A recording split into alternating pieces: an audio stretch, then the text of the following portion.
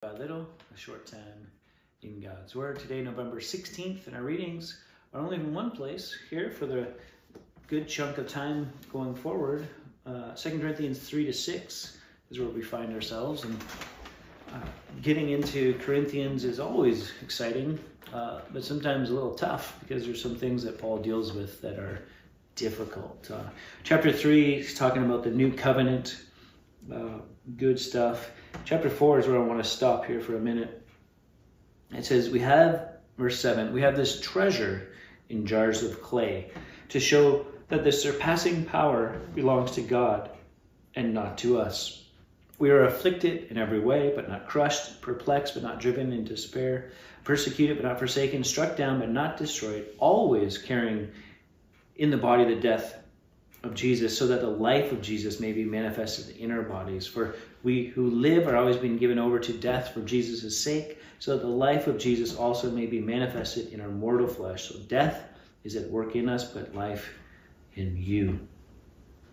Jump down to verse 16. So we do not lose heart.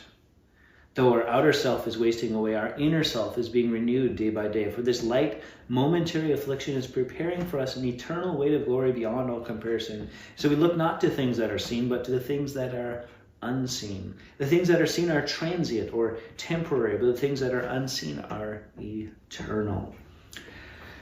Oh, so much good stuff in here. Treasure in jars of clay is that to represent this message of the gospel, the kingdom within, is that the outward is nothing, right? We're just nobodies who found somebody, and that somebody is Jesus. And so his message, his light, his love should come pouring out of us. And it doesn't matter your background, your education, what you look like, all those things. Why? Because we're just jars of clay, nothing special.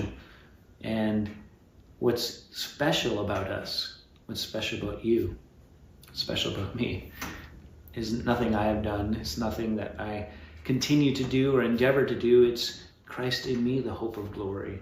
And so because of that, he talks about not losing heart, right? That this outer self is wasting away, but big deal, because the inner self is being renewed day by day.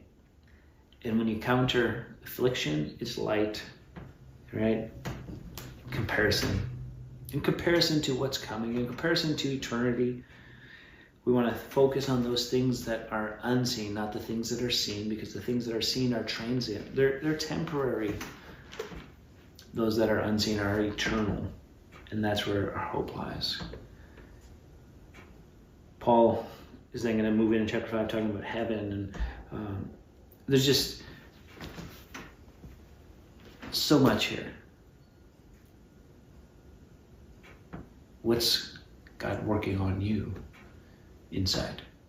What is it that he's doing that's renewing you day by day? What are you doing to partner with him in that and to say, yeah, I'm not worried about the outward. I'm not worried about this or that. I'm worried about my soul. I'm worried about my spirit being renewed day by day. And I know that out of that will come life, because I want Christ's life to shine through me. My life is hidden with Christ. I've died to myself. And it's probably something we got to say more often than we do. Lord, I'm made to crucify the flesh. Help the life of Christ to be lived out through me. And I think those are prayers he'll answer. Until next time, keep growing little by little.